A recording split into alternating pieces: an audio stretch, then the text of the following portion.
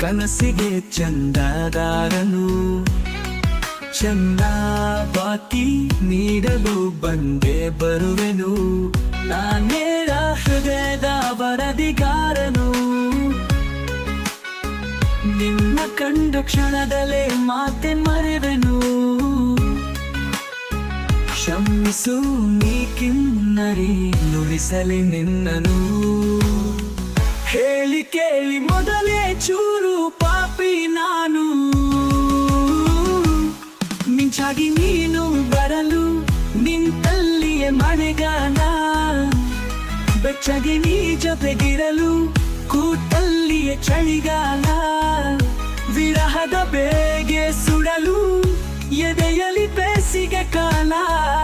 ಇನ್ನೆಲ್ಲಿ ನನಗೆ ಉಳಿಗಾಲ